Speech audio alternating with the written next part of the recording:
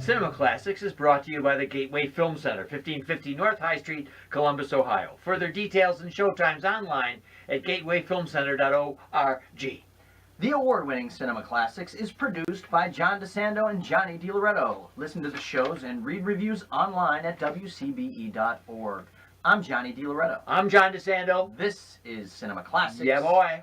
And one movie in theaters that probably isn't going to be heralded as a classic. Yeah, But all right. I don't know. Look. No, I think you're right. Go ahead. Yeah. It's the new Ghostbusters. Yeah. We talked about some of the original Ghostbusters some weeks back. Yes, we did. Which is a timeless classic. Yes. So this movie, John, in a nutshell, the trailer came out. There was untold hordes of nasty people taking to the internet to lambaste these people, the women, because it's an all-female cast. Yeah. So there was a lot of sexist, misogyny. stuff. Yeah. These were mostly people who had not seen it. True.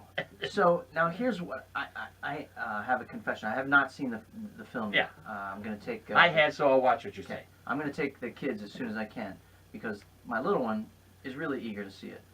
But so all this stuff comes out, right? And then the reviews come out, and the reviews were I felt, at least the Rotten Tomatoes aggregate was exceedingly positive. Yes. Up in the 75 to 80% positive review. I gave it a B. I am really curious to know if a lot of critics weren't just being kind in light of the online assault. Not at all. I was prepared for almost anything when I went to see it, but I would not allow myself to be prejudiced by all the online attacks. Mm-hmm. And I went in there only with the notion, I wonder if they can compete, and I hate doing this, with the original. Yeah. I hate it. You know I hate it. I want to take the work of art itself. Right. But I sat there, I chuckled, I enjoyed it, and you want to know something? It wasn't about gender at all. Right, yeah, that's what I've heard. It wasn't about gender. And I saw that. I didn't think it was going to be about gender. But I will say the trailer was awful. And, you know, I'm a film critic. It doesn't matter to me if you put, you know, rodents in those parts. Like, I don't care. It just, the jokes seemed forced in the trailer. It seemed like there was little to no chemistry between any of them. But, I mean, this isn't true, you're saying. This is... I'm not saying... Remember, I awarded it a B. Mm-hmm. So it is, as you opened up, it's not a classic. It is an enjoyable summer movie that has the odd twist that they're all females in the lead. Mm-hmm. There is interaction between Melissa McCarthy's character and Kristen Wiig's character, because they had a falling out and they had to be reconciled, and it's a kind of a nice little piece. Yeah. There is a yucky comedic part by Kate McKinnon as Jillian. She plays the whacked out Harold Ramis scientist. Okay. And that's good and enjoyable. And then you have the one black female member stepping in the Ernie Hudson role. Exactly, and she does very well. Okay. And she Leslie Jones. Yeah, she has been the one who's been getting attacked. Yeah, I just read that she quit Twitter. Yes. This just came out like hours ago before this recording. She quit Twitter because of just the vitriol, the steady sea of it. Look, it's funny. That's ridiculous to me. The conceit is still a good one. You know, ridding the big city of ghosts, and the ghosts are corny, and they whip through, and you've seen them 100 times before. You usually have the big marshmallow man. Yeah. And in comes some cameos from the original star. Right. Which is okay. Yeah. What are they playing? Anything Ghostbuster related, or are they just Bill Murray plays a true Ghostbuster mythology buster. Yeah, Ghostbuster. He is truly. Okay. It's all bunk.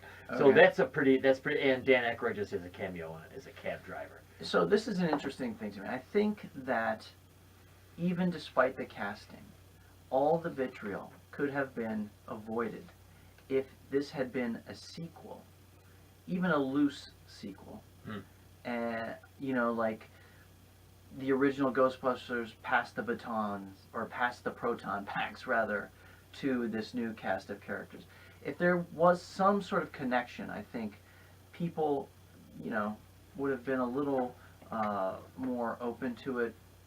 Because I mean, is that really possible? Are we living in a world where that people are that still misogynistic, or is it just people like online playing this sick game? Well, they're not really that bad. They're just amping it up. Well, and that's the power of that medium, that a few people can do that, cause chaos, and something that they don't even know anything about.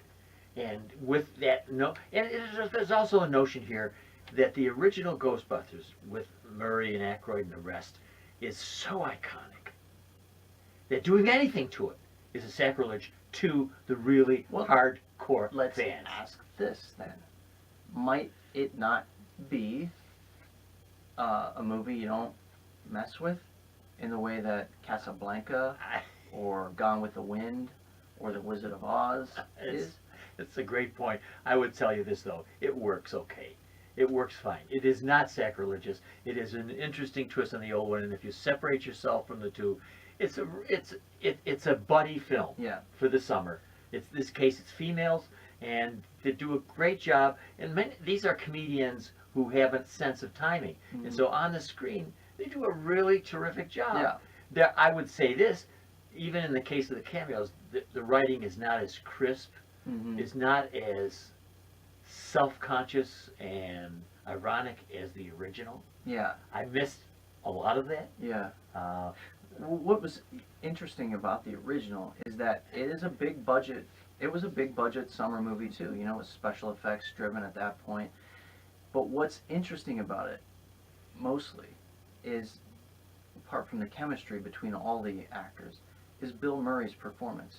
It's how when you first saw Johnny Depp in Pirates of the Caribbean, you had this big production, and you had this star in it who seemed to not care. I love it, yes. And Bill Murray in that part kind of is like that, like this hangdog, kind of wry, low-key, weird lines. He is saying things in there that I don't believe a writer could write. No, and you're right. He did, in fact, improvise. Right, and it creates this push and pull between the well-written narrative of the film and the big budget production, and then this sort of smart-ass kind of insouciant, thing going on underneath it. Excellent word, insouciant.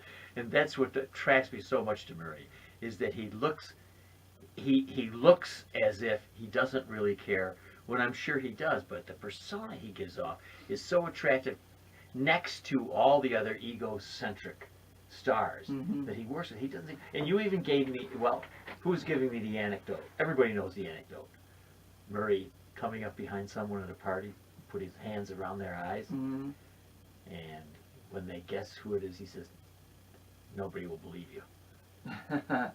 He does that kind of quirky thing. He doesn't care. He walks in anywhere he wants to go. He's comment. I guess what it was at the time is, Bill Murray prior to that had been in movies like Meatballs, Stripes, sort of 80s slob comedies, and his attitude in them, he was commenting on the production around him. His kind of, like, can't believe it's this low-key, can't believe it's happening thing around him, made a certain commentary on the production that he was in, the bigness of it, the colorfulness of it, And I don't know that you can do that now, because most of these people are used to being in huge, big budget-driven movies. And so you lose that, you're going to lose that part of it anyway. Well, don't you think that he's one of the first and only stars who could rise above all the falderall of Hollywood, much of which we... Now, you got a good word, falderall. Right, but much of which we use as fodder for our show. And he takes it and he, in a sense, disparages it by looking down on it. And he continues to have that persona to this very day. Mm-hmm. And I don't think there's anybody who does that, who so turns, and you were mentioning Johnny Depp. I think Johnny Depp even still panders, even though his Jack Sparrows and so on seem to be so iconoclastic. Right. Murray has consistently turned his back on Hollywood, and they pursue him all the time. Yeah, because he's carved out this other Yes. niche for himself in independent Wes Anderson films and whatnot. But I just think, all told, I can't wait to see the movie. Yeah. I'm sure it's going to be fun. I'm sure it's funny. All these women are extraordinarily talented. I just think maybe the mistake here was remaking something so beloved as opposed to just continuing, you know. They've done it before. It's a slight reboot. So, you know, it looks like a remake, but it's really a reboot. And I just think the word remake. Are you describing our show because we just did the show? Is that what it is? Yeah. Deja vu. Deja vu.